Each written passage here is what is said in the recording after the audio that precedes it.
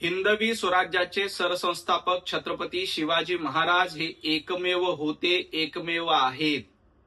त्यांच्यासारखा राजा पुन्हा होणे नाही. जैन मुनी यांनी जे वक्तव्य केलं त्याचं कुणीही समर्थन करत नाही. छत्रपती शिवाजी महाराजांची तुलना कुणाशीही करू नये आणि हे स्वतः नितेश राणे यांनी देखील स्पष्ट सांगितलंय. तरी देखील संजय राऊत जाणीवपूर्वक टीका टिप्पणी करतायत. संजय राऊत ज्या पद्धतीनं छत्रपती शिवाजी महाराजांच्या वंशजांकडे तुम्ही पुरावे मागितले, त्यामुळे मराठा साम्राज्याबद्दल बोलण्याचा तुम्हाला अधिकार नाही. छत्रपती शिवाजी महाराजांची तुलना कुणासोबतही होऊ शकत नाही आणि हे स्वतः नितेश राणे यांनी देखील स्पष्ट केलंय. त्यामुळे जैन मुनींच्या वक्तव्याशी कोणीही समर्थन करत नाही.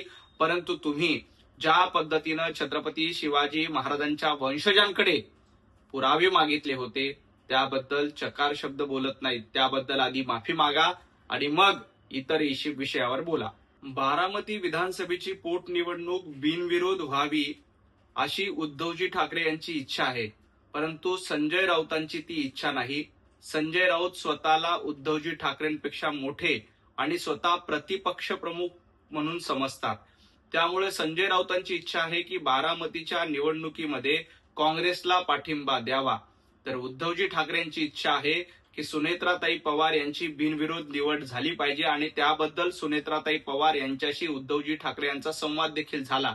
परंतु संजय राऊत हे स्वतःला उद्धवजींपेक्षा मोठे समजत असल्यामुळे आणि त्यांची काँग्रेसला पाठिंबा द्यायची इच्छा असल्यामुळे पुन्हा एकदा उद्धवजी ठाकरे विरुद्ध संजय राऊत असा सामना या पोटनिवडणुकीच्या निमित्ताने बघायला मिळतोय.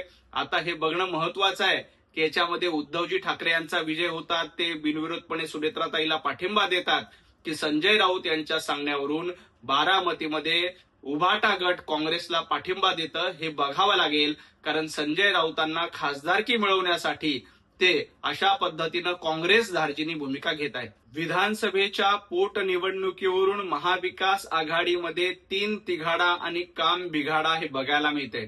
संजय राऊत कितीही दावा करत असले की महाविकास आघाडी एकसंघ आहे, एकत्र आहे, तर असं नाही. संजय राऊत, राष्ट्रवादी शरदचंद्र पवार गटाची वेगळी भूमिका, उद्धवजी ठाकरे यांची वेगळी भूमिका, काँग्रेस म्हणते की आम्ही दोन्ही निवडणुका लढू आणि ते सुद्धा तुम्हाला न विचारता परस्पर माध्यमांमध्ये हर्षवर्धन सपकाळ त्याबद्दल घोषणा करतात. तुम्हाला अक्षरशः फाट्यावर मारलेला आहे.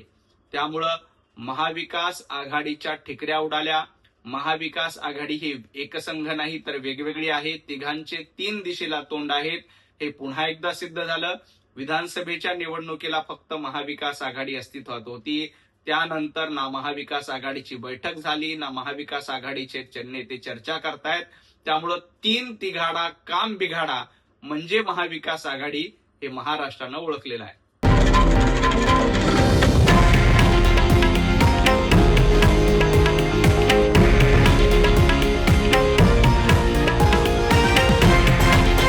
हे आहे देशातील नंबर 1 न्यूज नेटवर्क आणि आपण पाहत आहात TV9 मराठी, एकमेव.